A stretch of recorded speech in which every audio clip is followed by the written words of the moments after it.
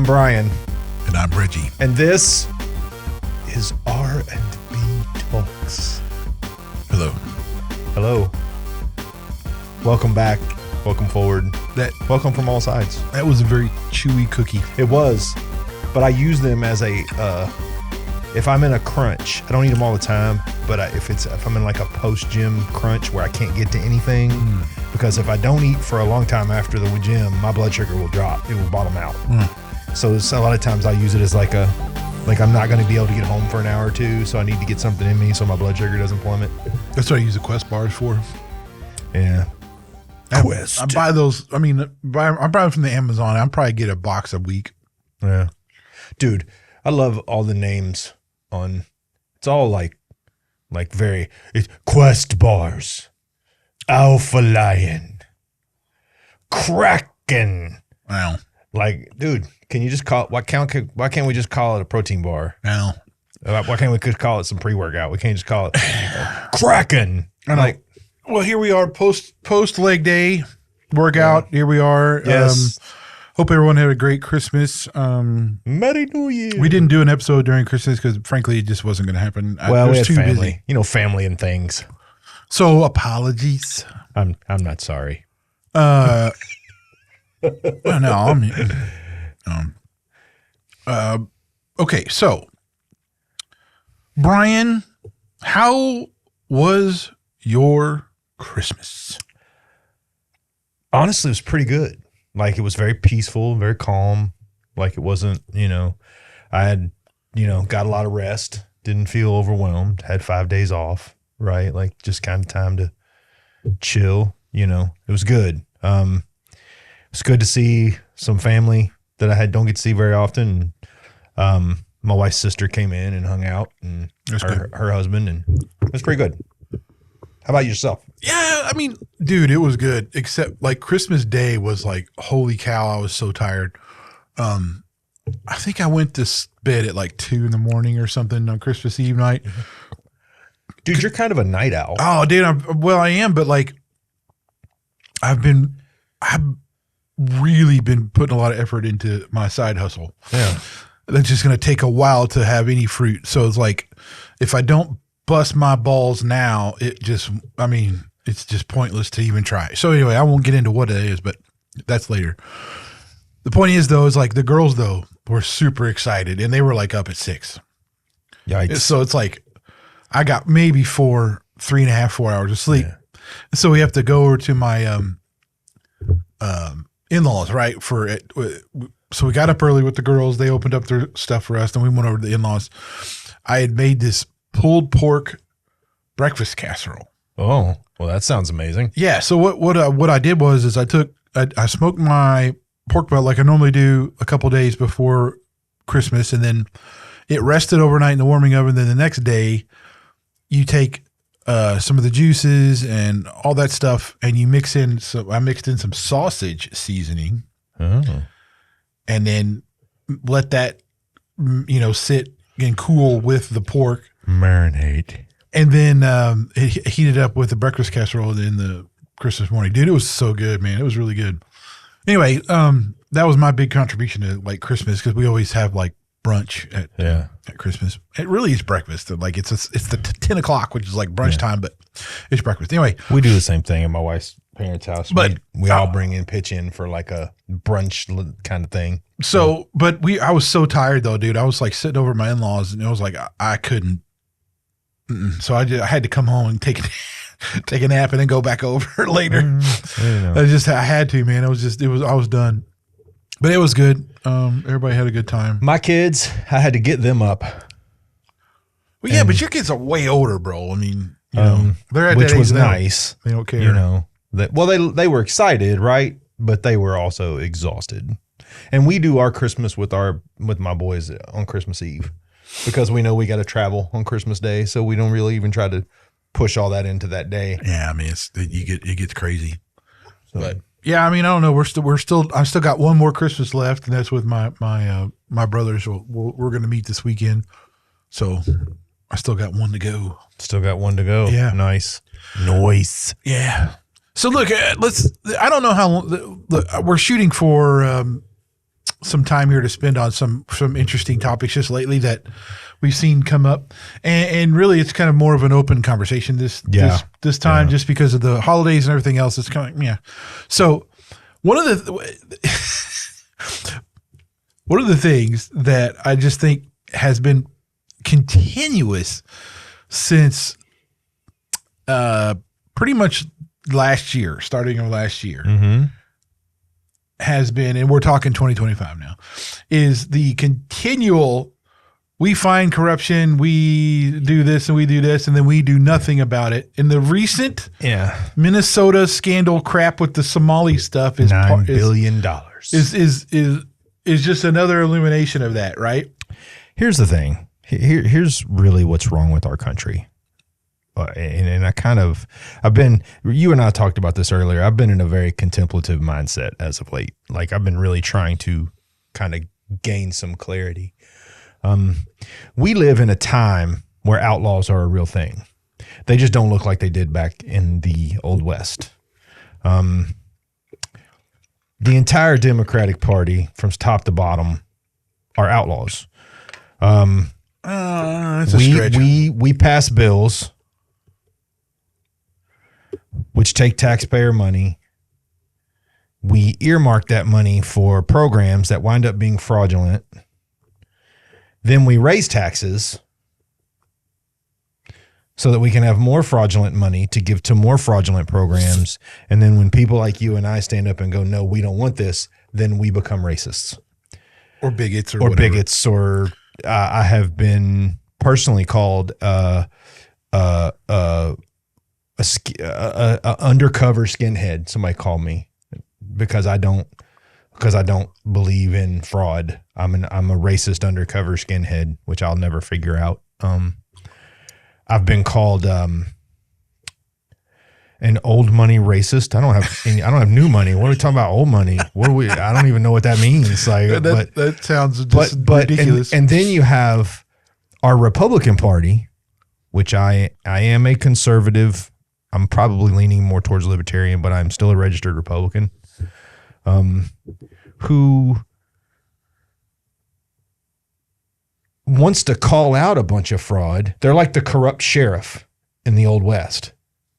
Well, I'm going to go investigate this, but then again, if I do, then a lot of people in my district are not going to vote for me, so I'm going to yell and holler and bang my hand on the table and do not a damn thing.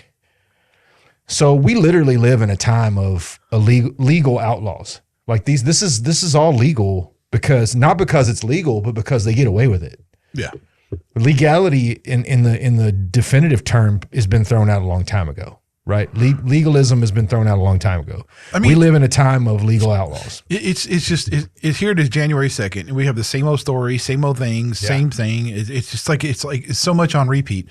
I mean, I look at it. You even go back to this is especially the COVID era. Yeah. Okay. The dreaded C word. Well, it began during the COVID era. No, it began. I think it began to become more transparent during the COVID era. What I think is that was a mechanism that was used heavily, and that because of its heavy use is now more prevalently found to be, during that we did this. And it's like, oh crap. Come on, man. Well, I mean, let's be honest too. I mean, these daycares in Minnesota have been caught on video being empty, yet collecting checks. One of them, they didn't spell learning right it was learning, learning, L-A-R-N-I-N-G, learning. It was leering. Was it leering? Yeah. There's no end. But but besides that, like I saw that too, but at the same token, here's the thing. Nothing will be done. No, nothing. In 10 years, we will still be talking about how terrible Biden was. In 10 years, the Democrats will still be pistol whipping the orange man bad. Our government is so epically corrupt on both sides, not one or the other, on both sides. Our government is so epically corrupt that it will never right itself. Well, but what I think what I'm astounded by is this should be obvious. Well, what I'm astounded by, Reggie, is it is obvious. But what I'm astounded by is the people who are willing participants in the telling of an obvious lie. But okay, say well, that's kind of what I'm saying. To me, I don't look. Wink, wink. They know, right? They know they're lying. I mean, AOC, for all that she is, when she goes out on television and tells a bold-faced lie, there's no way she doesn't know she's lying. She's got enough people around her that are trying to position her in a way where it isn't about whether it's true or not. It's about who's listening. But here's the thing. I have to doubt the intelligence of some of these representatives. I doubt the intelligence of the whole thing. But no, right? because I think you have like people like the Speaker Johnson. I think he's very intelligent and he actually knows what he's doing and he's very complicit in okay, that's what I'm saying. Trump, very intelligent, absolutely knows what he's doing. Yeah. And there's a plan in that, doing all kinds of stuff. And but what I guess the clearest example of how it's messed up across the board though is when you have people that stand up against this stuff. And I'm particularly calling out Massey and I'm particularly calling out Rand Paul, who continually do what they're supposed to do and say, hey, no. And then what happens? But let's be honest. And I'm going to say this, and I don't believe that Rand Paul and Massey aren't as complicit as anyone else, because anytime they get any pushback, they just let go. I don't think they let go though, bro. Like they still try. What's changed? Well, no, what I'm saying is they're still getting rich as politicians. They're not getting rich. Dude, let's look up their net worth. You can. Let's look up Rand Paul's net worth. It is not anywhere close to what any of those. He is in the 1% in this country. All politicians are. But that doesn't mean I'm rich. So I don't, and they, you know what, here's the problem. Our system is so broken that even if they were not corrupt, janky people, I can't trust them because they participate. I would just challenge you or anyone else to look at who the donors are for Massey and for Rand Paul and tell me that they've taken the same amount of money from the organizations that anybody else has. But the problem is the sin is no less because you take less. They're not doing it though. They're the ones speaking out and against it. It's just like when we talk about who's the crazy woman with the eyeglasses that said she was like 156% Indian. What is her name again? Oh, I don't know. She's so dumb I forgot. Everybody was like, well, I only took this much money from this group of people. That doesn't make you any less complicit. I'm just saying that Massey and Rand Paul do not do that. And here's the thing. If you're donating to a candidate's position, you're donating to get something. You're not donating nobody's donating millions and millions of dollars to anyone's campaign without the intent of getting something from that donation. Okay, but here's my point though, bro. Is like you have to look at like they are getting plain, like Trump says he's going to try to get them gone. But that's not shocking. Like that. The point is, if they were truly in that system trying to operate like everyone else, that is not what would be happening. Yeah, but they're not gone. See, here's the problem with Trump. Here's the problem with Trump. Trump doesn't know how to operate without enemies. That's his biggest issue. If you want to know the truth about Donald Trump, his biggest issue is he doesn't know how to operate without enemies. So, and you've seen it. He turned on Pam Bondi of all people. He's turned on everybody, dude. I mean, Trump doesn't know how to operate without enemies. But he doesn't know how to say, all right, well, I'm a president and I got a lot of people with different opinions. No, if you differ from him, even if you've been loyal to him, he will vilify you in public. And it's attempt to shame you into doing what he wants. So I don't think that really, I don't care who's there. But you could have the two most straight-laced dudes on the planet. And if they don't like what he's saying, he's going to make an enemy out of them just because he doesn't know what else to do. I don't know if that's, I don't know, but I would just say that there are people in the government that are not bought and paid for by the system. I will believe it when the time comes for change. I think that you can look at both of those two guys particularly and see that they've been attacked by every single viewpoint there is. Not one, not both of them. It's like the rhinos want them gone and the liberals want them gone and everybody wants, I mean, it's like, that's what it seems like. But that's not really the point here. The point really being is like, you know, DOGE was a good idea, and I think it was implemented. And then you saw all this stuff that was supposedly come out and everything else. But what happens? The budget gets passed with all this nonsense still kind of a lot of it in there. Yes, they've done some, they've done this, they've done that. But again, there's no accountability. There's nothing there about, you know, making these DOGE cuts and everything else and really, really going through. And I mean, it's just, to me, it seems like we're just on this perpetual train to just bankrupt the United States of America. Okay. And neither party is going to stop that. Okay. So I pulled something up I want to read to you. Okay. Donors to Thomas Massie. Massie's campaign funds come from a mix of small business donors and conservative PACs. They all do. I got that. But PACs are people that have an agenda. A conservative PAC is a conservative PAC, yeah. With major contributions often from individuals and businesses supporting libertarian-leaning conservative candidates. Yeah. That doesn't tell me who's writing him checks. That just tells me that he's getting written But his enemies tell you who he's not getting money from. That's what it does, dude. Plain flat out. Keep digging. You ain't gonna find it. I just can't. I don't have any faith in anybody. I don't have any faith. No. Okay. None of them. You're kind of stretching a little far for what I'm saying. Yeah. I'm not saying I absolutely have all this complete faith. I'm saying there's two people that have been outspoken in their liberty first attitude. There's two that I know of. That's it. Yes. I will agree that Rand Paul. I will say that Rand Paul has said some things that kind of shocked me that he said them, because I feel like he put some things out there. I also believe that of all, the one Democrat that seems to be talking some level of sense is Fetterman. Like, dude, he's like, my party's lost its mind. He's like, they've gone over the edge. I know, but at the same time, I still don't have any faith in him, but I was very surprised that he came out just hard against the Democratic Party, like hard against it.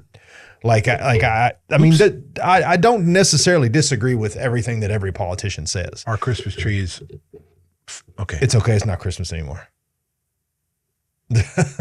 But my point is this. When you go back to, let's go back to even Kennedy and guys like that when they were president. They were operating, even though they were corrupt too, they were operating from a position of peace is power. Our current president, our current Senate and House are operating from chaos is king. And which is what has erupted in the epic level of political violence we've seen. It's been pretty epic, right? You know, for a president for there to be an attempt to assassinate a president twice in 3 months, that's unheard of, right? For Charlie Kirk to be murdered in front of millions of witnesses, and then for it to be broadcast on the internet. For Zoran Mondami to go on and make his first act to pull every anti-Semitic protection from New York City law and create literal waiting list of victims. The whole thing is a freaking clown show. And I'm so worn out with, maybe I'm just sympathy like drained, because nothing shocks me anymore. If Trump went on national television and pulled his head off and he was from Xantu 5, I would be like, yeah, whatever. Like, I would be like, okay, like what's next? Right. Like, you know, we have millions of Americans protesting that the Palestinians were good for bombing and killing a bunch of innocent people. We have Democratic senators who are telling us we shouldn't get involved in the mass murder of Christians. We are in a time where, like, I literally think that the overarching energy in our country, especially in our government, isn't an attempt to make peace or make a better world for anybody. It's utter insanity. Okay, the same people that are saying don't go, and we should not be doing anything about the Christians being massacred everywhere, which is true. That I've seen a bunch of people say, "Oh, that's all made up," but that's not, because I mean, that's utter. Just that you are an idiot if you say that. The second thing here, those same people that are saying that are the same people who wanted to send the Ukraine billions of dollars. Well, I mean, I'll give you an example. Say what you want about Donald Trump, and he is a jackanate for sure, right? Yeah, I mean, but guess neither what? One of us are huge fans. All of them came to the front and went, "Oh, well, if you're bombing Maduro, he's never going to give in." Didn't he just say, "All right, I'm ready to talk, dude. I'm tired of getting bombed and my people getting shot up. I get it. What do you need?" Right? But we were anti that. China's moving on Taiwan. We're anti that, or we're for that. But there's no logic to anything, right? Like, my whole thing is, if somebody were to give me a logical argument for anything, I may not agree with it, but I would be able to go, well, you make sense, right? I understand where you're coming from and where your logic's coming from. None of this, like none of it, has any logic. You cannot give me a logical explanation for any of this. Like we are like, when I say off the rails, there are no rails, right? Like we are in a state of perpetual steamrolling chaos. Okay. There's a lot there that you went through. Yeah. So let me say this one thing about break it down for me. Mom Donnie. Yeah. And people like him. Yeah. We have more Muslim officials now than we ever have that have been elected in. Mom Donnie is a reflection of that as well. My main point today is just to say we must be very diligent and very careful about this. Now, does that mean I hate anyone or I'm a this or that? No. However, I simply base that on historical Islamic and Christian tension and what has gone on forever in lots, and still goes on in parts of the world where you have Islamic extremists all over the place.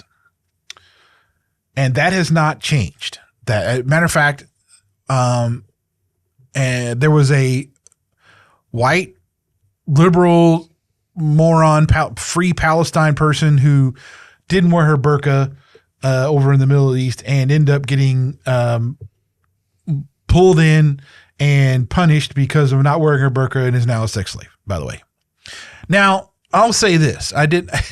There's so part of this is there's an influx of AI video, right? And this is going to get worse too, showing all kinds of things that is not real. But I think the normal person's not going to be able to tell, and they don't. These get thrown around on Facebook and Insta and TikToks and YouTubes all the time.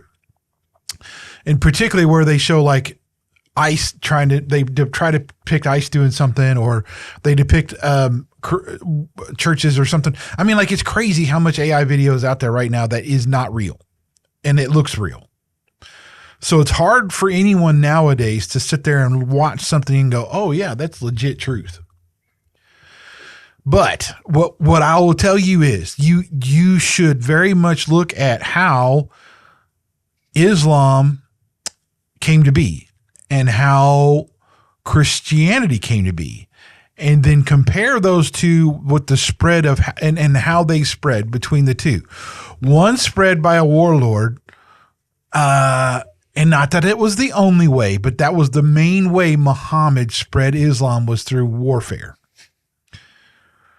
What was the main way Christian? And I know that, yes, there has been some Christian stuff too. I'm not saying that, but the main way that Christianity has spread, just that alone should answer the question about what kind of mentality the Islamic religion has. Well, the Quran doesn't, by the way, the Quran speaks about this. If you want to know, read it yourself. Because if I tell you, you're just going to be like, he's some white bigot. Let's just break this down. All right. This comes straight from the Muslim Brotherhood's website. I'm going to read this to you. These are the 5 stages of societal infiltration according to the Muslim Brotherhood's website. Stage number 1 is institutional entrenchment, infiltrating and gaining influence within key institutions, including government agencies, universities, media networks, schools, and local governments. Oh! Step 2, building a parallel structure, establishing a network of Islamic centers, mosques, schools, hospitals, and economic and social foundations to promote Islamic norms and values and create an Islamically governed public environment. Yep. Step 3 is influencing policy and disclosure, lobbying governments and international bodies, engaging in strategic litigation, and cultivating extensive media and digital networks to shape public discourse and policy, e.g. around Islamophobia or against civil rights. Ta-da. Step number 4 is exploiting vulnerabilities, targeting vulnerable populations and forming tactical alliances with progressive and minority groups to advance their objectives. And the final step, which is called the gradual approach, is the strategy is described as multi-stage long-term process, sometimes referred to as the 100-year plan. They emphasize the gradual societal change rather than immediate violence. You're seeing that happen right now. You're seeing it happen right now. They have a word for this, by the way. It's like the Mamdani kind of thing where you can't trust them because part of they teach them how to go in there and tell people what they want to hear. And that he did this while he was getting elected. He goes, oh, no, we don't do this, we don't do that. And at the same token, though, part of their whole mission is they're supposed, because remember, we're considered infidels. We're lower. We're lower than them. Yes. We're their whole thing. It doesn't matter if they lie, cheat, and steal their way to power, and so that they can spread the influence of Muhammad. Yes. Period. Please try to argue. That would be awesome if you did. That would be great. And now, here's the thing, because we were talking about this. Guess how biased ChatGPT is with Islam. Sure, it's very biased. Pretty biased. Okay, because here's what I'll tell you about AI directives are to. It's funny because most of the AI engines that you see, large language models that you can use right now, are given the directive to tell you what you want to hear over, make you. It's all about satisfaction. Let me say it that way. Unless it is against the bias of their creators. What that means is like usually left-leaning and pro-Islamic, pro-Palestine type of stuff gets squashed. And it says, oh, no, we can't say that. It won't say, though, on the other hand, that if you do any kind of left-leaning or whatever, it doesn't say it can't. It will actually do that for you just fine. And I've tested this myself. Feel free to do that. It does me no good to tell you what I did because people will assume that I'm lying or whatever. Do your own thing if you want to. So it was funny when I was doing the research and stuff for this episode. It was particularly frustrating this is even giving data to it. It was almost, it didn't refuse. It just would say, well, you need to do this. And it wouldn't actually say not to. It would just say, you need to reframe this because you'll seem ignorant or whatever, even though I had real data. Okay. So take that for what it will. That is the danger of where we're at with AI stuff right now, because you have these big tech companies who are left-leaning and this kind of stuff. Now, the second thing I want to talk about is because we just had Christmas. We just celebrated the birth of Jesus Christ in December, and I want to start 2026 off with a reminder. But I'm also in a different frame of mind in 2026 to be not combative, but I'm definitely got my guard up when it comes to social and cultural influences of other things other than traditional Christian beliefs and ideology. And I think that I am in 2026, I'm much more, how would I put this? I'm much more willing to throw down over topics and I'm just done because I'm done. Well, I think where I'm at is this. I'm going to meet you with the energy you meet me with. Man, there you go. That's a better way If to you say it. come to me, I don't care if you're, look, dude, and here's my biggest bone of contention with all this. I'm a Christian, but I'm also an American. I believe in your freedom to do whatever you choose to do, right? In America, we give you that freedom. If you want to worship a shrub, bro, you're in America. Worship a shrub. Just don't try to make me worship a shrub, right? But if you can't come to me with calm, rational facts and conversation, and we can't have a calm dialogue between the two of us, if you meet me revved up high and ready to rock and roll, then I'm going to meet you with the same energy.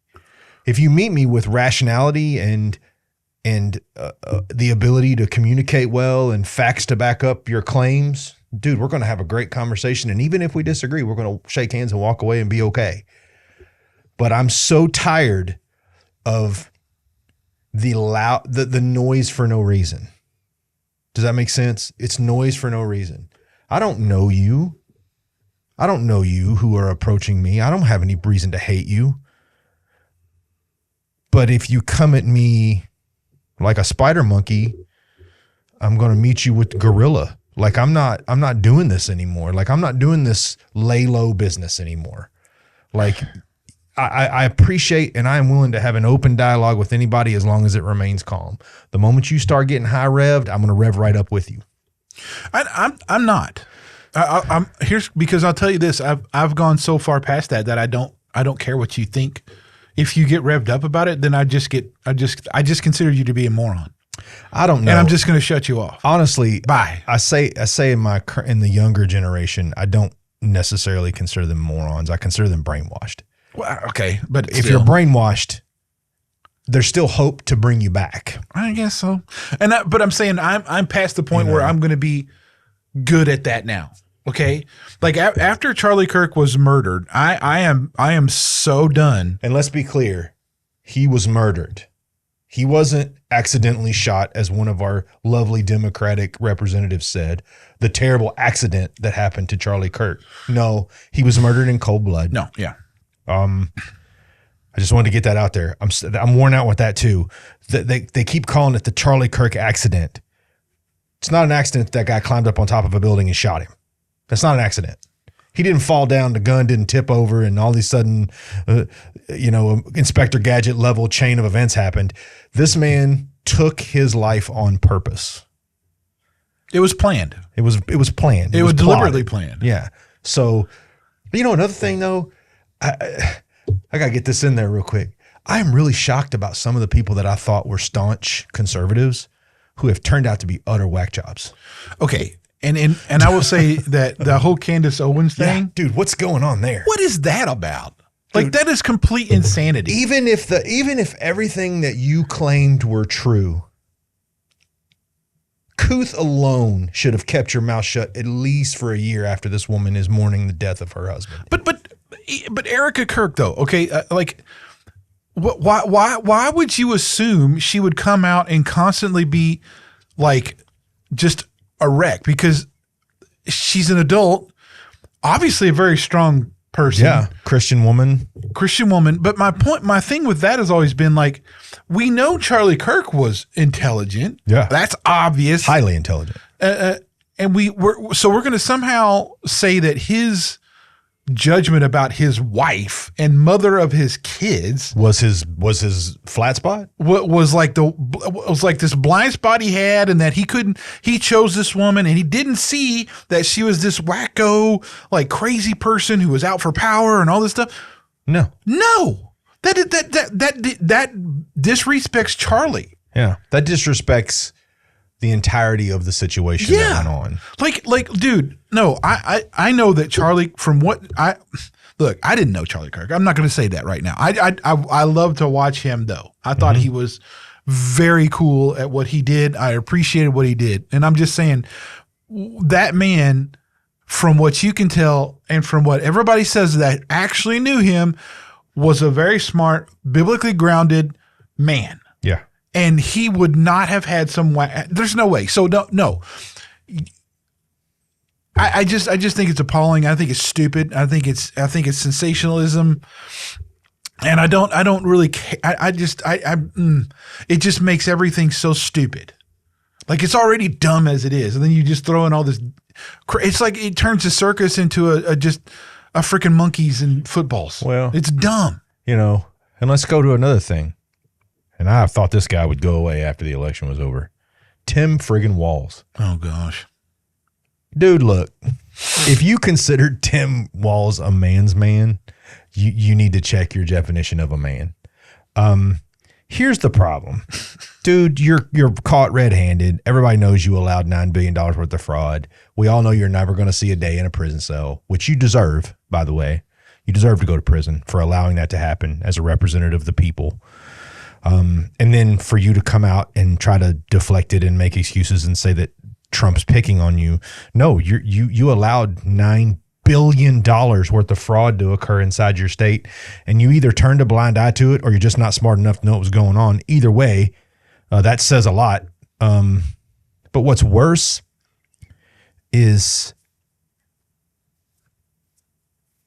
the mass of individuals in the Democratic Party that are coming out to defend this moron.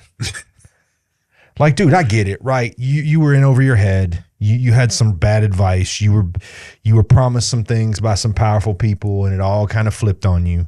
The best thing that he could do at this point is just be like, just resign, dude. If you want to stop getting battered and dragged out into the media, shut up. He won't though, dude, because he's getting so much money and everything from all this for his government crap. He's already lied about his military service. He already lied about the time he was quote unquote in communist China. I mean, you've been caught in so many lies at this point. And your favorite excuse is, well, I'm a knucklehead.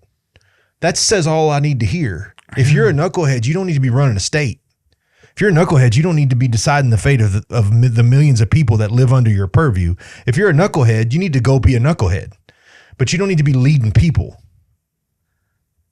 Like that's not, this one is probably the one that bothers me the most out of all of them. Dude, you keep going on TV and making an ass out of yourself. When do you going to go, yeah, I should when is your own sense of self-preservation going to kick in and you'd be like, yeah, I should probably stop? When does that happen? Like I think everyone has a sense of self-preservation where they get in deep enough where they're like, you know what, I probably should stop. He has none. None. Look, the veils are true. Yeah. There's legitimately this. I don't understand it. How it seems so crazy to me that your intellect is, no matter how high or low it is not is not excluded from the veils, right? I mean, it's like, no matter how smart you are, dude, you see this all the time in the educational system with PhDs and stuff, and they're just woke liberal morons. I shouldn't say that. I know that. Yeah, actually, you should. Well, look, I know. Again, call it what it is. Like, don't. I know. What are they going to do? Be mad? They're already mad. They live mad. I've never met a woke person that's happy. It's just, I look at things like the feminists who are pro-Palestine. I look at things like the LGBTQ people who are pro-Palestine kind of stuff. Here's two really clear examples like that just blow me away. Ignorance. Like that just blows me away. Like, do they? I mean, like, if you cannot go into an Islamic country, yeah, they will throw you off of a building for the fun of it. I mean, it's not even a. They will there's stone no question you in the street. There's no question. They will lynch you for the public to see. There was a. I forgot who it was. I can't remember now. But it was remember that thing with the red hands? Yeah. Right. It was because, well, I guess people don't understand where that came from. Like, it was a person who, and I can't remember who it was, who a crowd in, and I don't even remember where, it was an Islamic country, okay, was being blasphemous. So what did they do? They murdered this guy. And tore his organs. I mean, they really did. It was brutal. And the hands were from the guys And they were proud of it, holding up their red hands and stuff. And this is all on camera. It's not like that's not fake or whatever. I mean, that's legit. Please look it up. And you had celebrities and everything else coming out about it and everything. I mean, and they had these whole things about that. There is nothing to glorify about that. So the same whack jobs who sit there and glorify that kind of thing, you are nuts. You are absolutely nuts. I don't care what that could have, if that was here's the thing. Here's the big difference. If that would have been a Christian person that did that to somebody, you would never see the Christian actual majority praise that. No. It's just like you have now when these Muslims don't condemn Hamas. Dude, it's the same thing. Not to beat a dead horse. I'm just saying. But when Charlie Kirk was murdered, what did conservatives do? We held vigils and we prayed.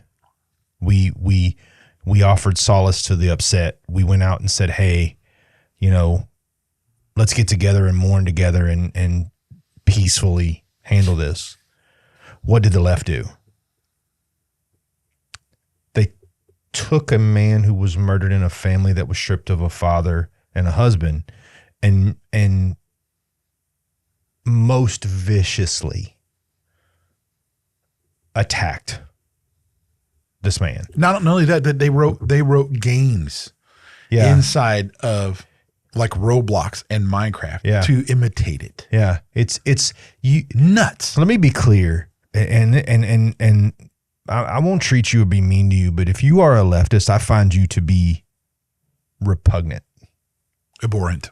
If you are a woke leftist, your ideology is pure hatred. Well, here's the thing. This is 2026 now, and I guess we're coming off strong.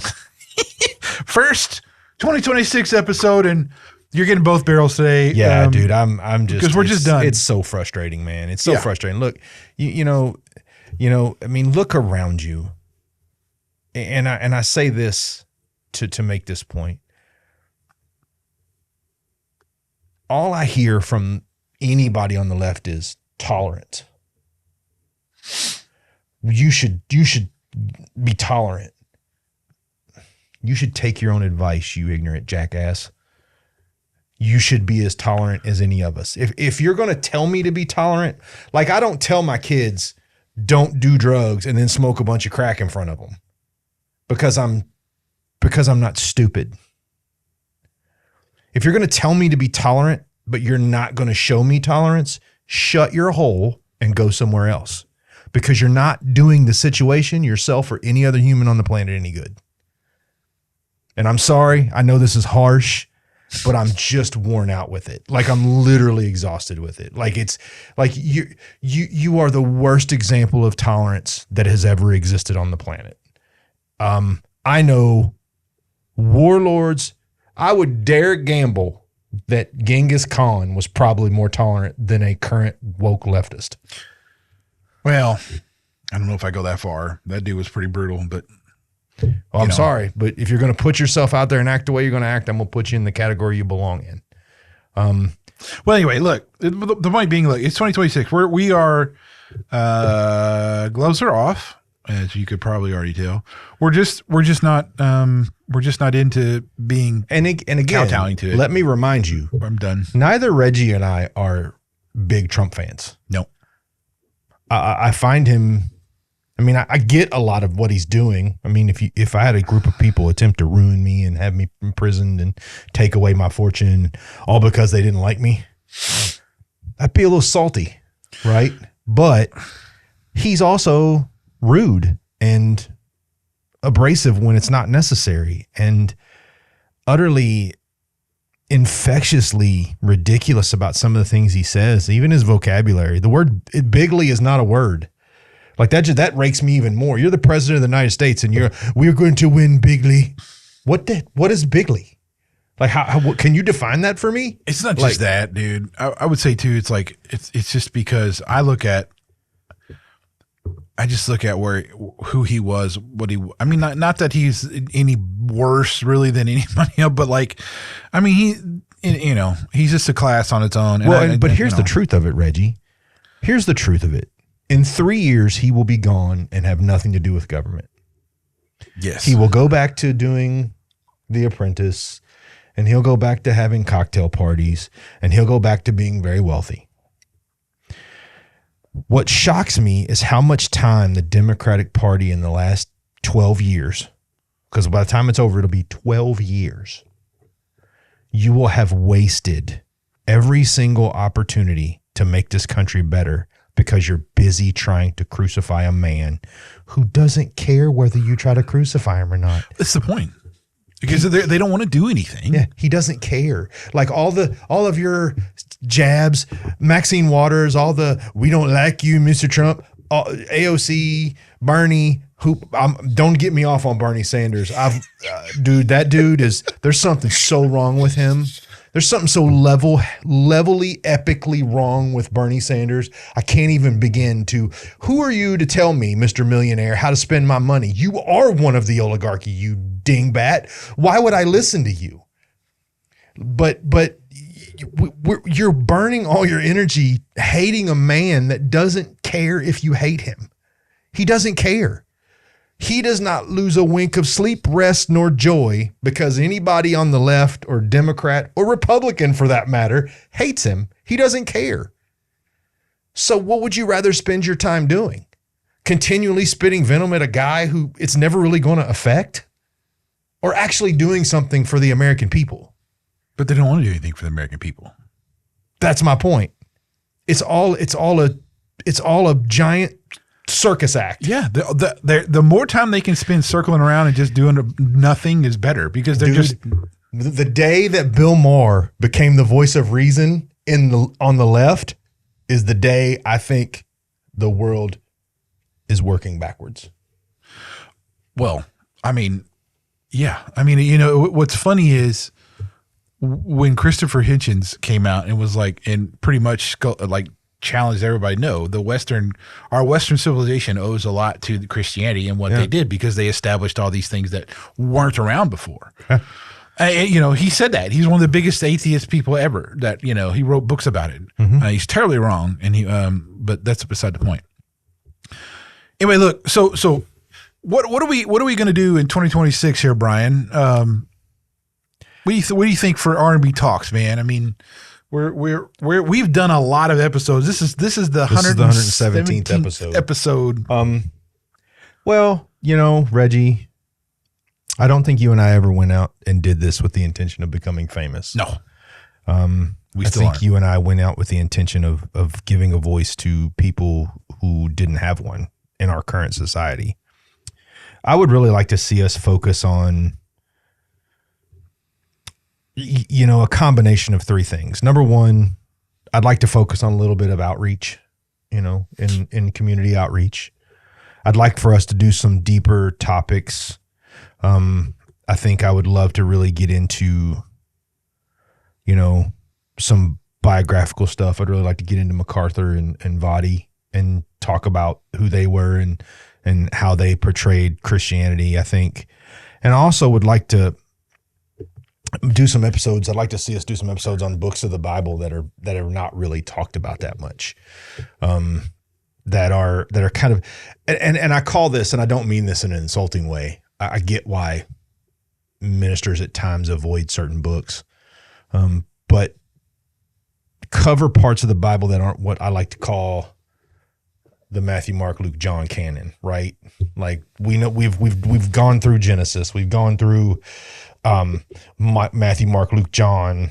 You know, we've gone through Acts, we've gone through those books, right? But we need to really look at, you know, because a very large percentage or meat of the Bible is in the non-canon books, the ones you don't hear about constantly. Those are still canon. Well, they are, but I'm talking about the ones you never heard preached on. The popular ones. The popular ones. I want to get into the heart of the Bible where we talk about, you know, Judges and Ruth, and those are all Habakkuk. But I mean, and I honestly, I would also like to see us do something on world religions. Like, let's get into some of the world religions and talk about. Well, we still have the whole heavenly host, demons and angels thing. Yes. That I know we said that before, but that's a lot of time, folks. I'm sorry, but there's a lot. That's like 6-8 episodes. There's a lot there. So which is fine. I don't mind doing it. We just got to plan for it. Right? Yeah, I mean, I'm still trying to go through some other material with that as I go and do things. But I would like to say this.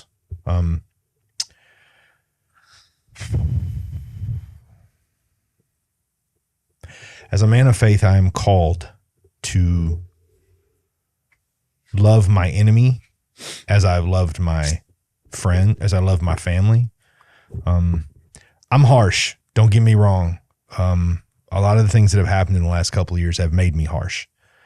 But I still feel the same way I did when we started this. And that is, I want to have open dialogue with anybody who wants to have it. Like I'm full willing to sit down with you. And if you want to know why I believe what I believe, I will tell you, and I will listen intently to you if you tell me what you believe. And we may look at each other and go, you know what? We don't agree. But as long as we shake hands at the end, I'm not going to condemn you. It's not my job to condemn you. It's not my job to determine your fate. That's not within my power or my purview. I don't want to. But if you ask me for the truth, I'm going to give it to you. I'm not going to be mean or evil about it. But I truly believe that the key to us all getting back to a level playing field is when we set our feelings down and we start having real conversations. Unfortunately, that doesn't happen a whole lot anymore. As a matter of fact, it's very few and far between anymore that we see people wanting to have real conversations. Well, that was the whole point of Charlie Kirk, bro. Yeah. And they shot him for it. Yeah. But I want people to know that if you have questions or if you want to challenge something that Reggie and I have said, you can just post your challenge, post your question. Heck, if you're close to us, post something. We'll bring you on. We'll debate the situation. We'll sit down and have a conversation. I don't know how to work this in another way other than to open up the forum and say, look, we're willing to be there and talk about those things. But what I'm not going to do is hold back my feelings anymore. Well, it's not about feelings, dude. I mean, it's really not about, okay. Or hold back my reactions. Well, the reality of the situation is that I have a worldview that I'm going to base everything on, and that is from the Christian standpoint. Yeah. We both have a faith-based worldview, and a freedom American traditionalist kind of ideology. So let's say it even deeper. I have a biblically based, the Bible is the truth and is my roadmap, and I'm not going to hedge my bets either. Like, I know a lot of Christians that are like, well, I'm a Christian, but this is sort of a gray. No, there are no gray areas, right? You either believe or you don't believe. It's either right or it's wrong. Gray area is created by people who don't like the rules, so they want to make a space where they feel comfortable. If you're comfortable, there's a problem. So, well, it's like this, man. I mean, I am not one of those guys who memorize, books of the Bible and all this kind of stuff, or recalls like scripture off the top of his head or whatever. I've very much studied scripture a lot. Obviously, I have, enough to where I can do very well in a degree program or whatever. But like at the end of the day, the gospel is really not that complicated, and so it's really not that hard to well. And let's also let's say this: we are not perfect. We are broken. We are fallen. There's a lot of things that you can actually have a discussion about and have a disagreement over in the realm of biblical theology and text and stuff like that. There are some no compromise things though, as far as the gospel goes. Anyway, but I think I'm going to get back to this for 2026. I think for us, we're still going to kind of stay away from politics and stuff. That's not really, we did it here just because of just all the nonsense that's been going on. I know I've been frustrated with some of this stuff. Brian has too. And it was just one way to kind of just get all that out at the beginning of the year and just so you knew. But because it's just such a circus. I don't really want to be involved in that. And I'm really not going to get pulled down that rabbit hole. So for 2026, it's really about just being faithful, working in communities and our churches and our families to just make everything, more towards Him. So that's where 2026 is for me. So Brian, I guess, is there anything in the new year for you that you're looking forward to? It not being 2025, honestly, it was a hard year. You were there, the car accident, the recovery. I'm still having some physical issues from the car accident.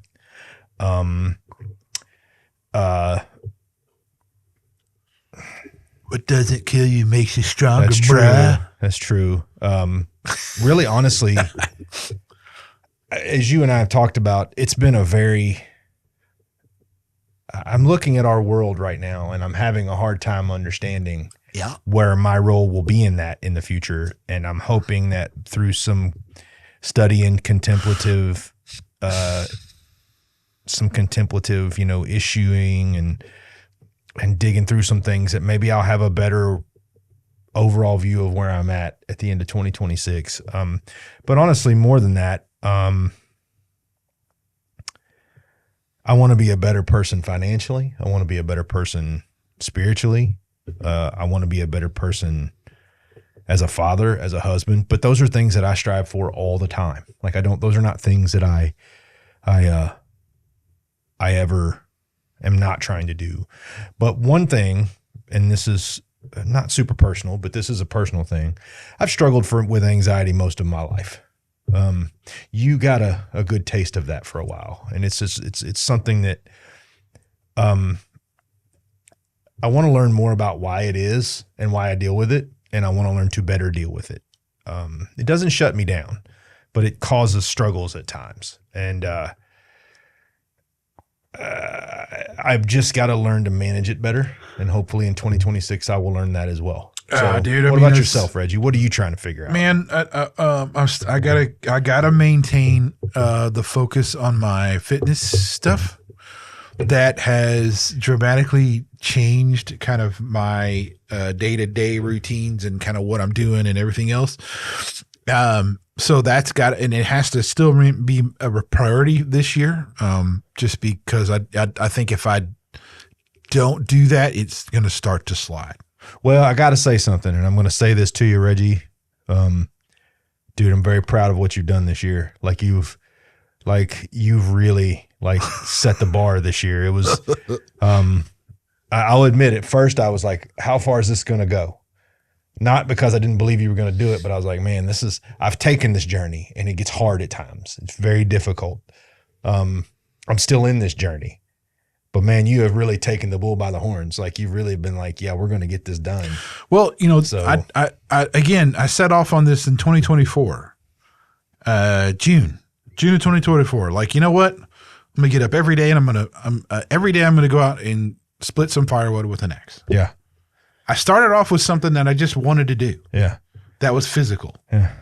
And then, I ran out of wood.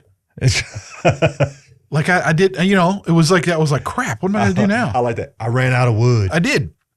Now I have some now, but, and so I liked axes and all this stuff. And I was just, 30 minutes a day, just freaking wailing on just splitting wood. Mm-hmm. And then it got to the point where it's like, well, what do I do now? Then I got an old tire. Yep. Then it's like, well, what do I do with this thing? And then I got some maces. And then I got more maces. Yeah. And then he started coming to my gym and doing leg days on Fridays. And I legitimately did that.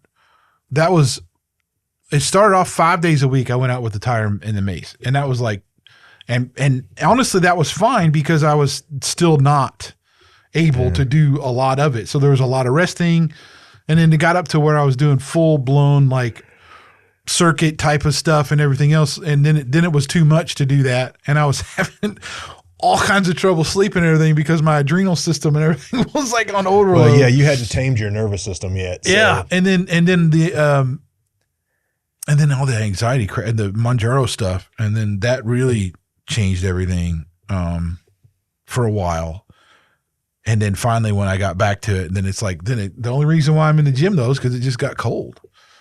And the workouts outside weren't going to happen. I mean, I tried. I mean, it was 32 degrees out one day, and I go out there and it was like it snowed the day before. I couldn't even grab the tire because it was just slick. It was so slick and everything else. And, and then my hands, I was losing a grip on the maces and stuff. So like, well, this ain't going to work. So what I got to do, I got to figure out something else. Back to the gym. It is fine.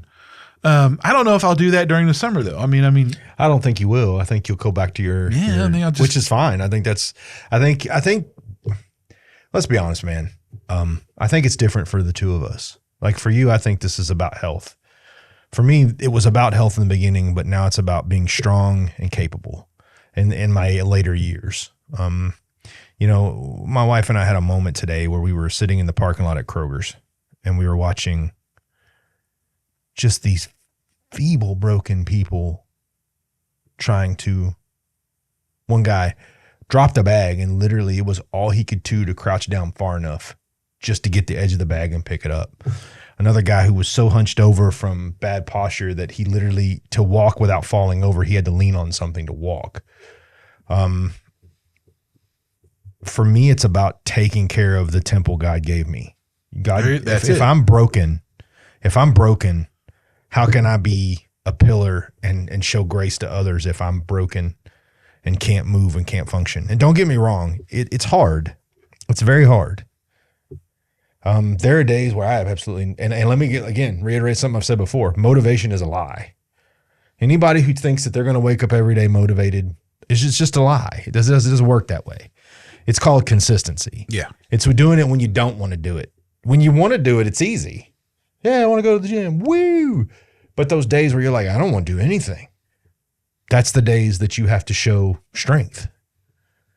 And that's the part about you, dude, that's impressed me the most is you're very open about the days you don't want to do it, but you still do it. Oh yeah. And that's, if you can do that, if you got that licked, the rest will come in line, right? There's no secret sauce. Yeah, there isn't. This is what everybody needs to understand. Doesn't matter how old you are or what size you are. There's no secret sauce here. It's all about doing something consistently. Go for a walk. Whatever it is, you do it. Yeah. And that leads to other things if you allow it to. But even if you're just moving around, it's still better. Yeah. There's all kinds of research into that, whatever. But okay, anyway. So yeah, that's my thing for 2026, man. It's like I do want to get I want to get a bigger tire. I want to get something heavier. Not that I really need it. I still think you need to get like a kettlebell. Well, I was going to say I would love to get like build an outdoor roof covered thing that I could do all my, that would fit, not just put my tractors and stuff under, but be able to put the tire there and like all this. Maybe a set of battle ropes. Yeah. Something, that I could have like an outdoor gym that's covered. Yeah. Cause a lot of times I'll go out there and if it's freaking raining, as long as it's not like storming, I'm game on. Doesn't matter. Doesn't make no difference. But man, I've been out there before and tried to do a workout and it just starts pouring down rain. It's not happening because then everything gets slick. Yeah. Then it's dangerous at that point. Yeah. Then you can't grip anything. And during the winter, it's the same thing when things get cold and it's slick and like, you got ice that comes out of the tank. It's like, okay, well, that's not probably going to work. Anyway, so 2026 about that. I'm working a lot more now. So my work hours aren't, I'm really working a lot, 16 hours probably a day. And that's really what I'm doing. Yeah. So, and I'm doing that for a reason. So as long as I maintain my marriage and be a dad for my kids while I'm focusing on some other things like that, I'm good. There's so many ideas in my head though, man. I'm trying to get them all out and it's crazy. And for the people watching, if Reggie and I skip a week, it isn't because we don't want to do the week. Normally it's because we're prioritizing our family. Normally our kids have something or we got, from time to time, the family comes first. I would hope that the people that are watching this and have gotten to know us over time would realize that. That's my kids. and I think Reggie has absolutely no problem with this. My kids and my wife, they have to come first. The health and well-being of my family has to be a priority, right? Or I'm not going to be a whole person. So just know that we got a lot to cover in this next year. It's going to be cool. I think we've kind of learned a lot about our presentation and what we bring forward. I think we'll probably have some more guests. I would still like for us to interview each other. I think that would be a very interesting, not scripted. I'll put together my questions for you. He puts his questions together for me. And I feel like, that's a very telling thing. People get to know us a little bit more about our background, a little bit more about how we tick. I don't know if that's something we'll do. No. I'm a big believer in testimony and the power of it. But I just want you guys to, if you don't agree with us, that's okay. That's fine. I just hope that when you guys listen to us, that we're sincerely just a couple of dudes that are, we really do want the best for everyone. We don't really I detest watching people suffer. Well, it's not okay, but it's not our job to condemn you for anything. No. But that doesn't mean I'm not going to tell you the truth about what my reality explicitly states about what you're doing. And I'm also not going to jade my discernment to satisfy where you're at. No, I mean, but at the same token, like if I saw someone who was like walking down the street and they're like jigging, walking in the middle of the road and weaving and bobbing and stuff and and just asking to be hit by a car, I'm going to tell them, hey, don't do that. You're going to get hit by a car. You're going to get run over. Stop it. It's the same thing with what you're doing. If I look like, if I know that there's a way you can actually you can avoid the sentence of an eternal thing, whatever you want to call it, then that's what I'm going to do. But at the end of the day, if you're an adult, that's your call. Penn Jillette said it best. Penn Jillette, who is an atheist, said it best. He goes, if you are a Christian and you are not proselytizing to me, how much does that mean that you hate me? Well, right. Because if you know that there is a chance for my eternal soul to be saved and you're not telling me about it, what kind of crappy person are you? But also too, there's a point here why it's important to promote certain ideals and everything else. That's what makes America the way it is because we came over and we had these ideals that were different. Yeah. And that's how we prospered so much is because it was about very much freedom and all these things. And so there is a real reason why you create these societal structures and the cultural identities and stuff you do here is because it does lead to a better outcome than if you have other ideologies and stuff. So, I mean, that's also why we're outspoken the way we are. Yeah. So look, here's to 2026. More to come. We will be here most weeks. I hope you all have a blessed 2026. And if you don't, it's your own fault. How about that? Sweet. This is R&B Talks. I'm Brian. I'm Reggie. See you guys. Bye-bye.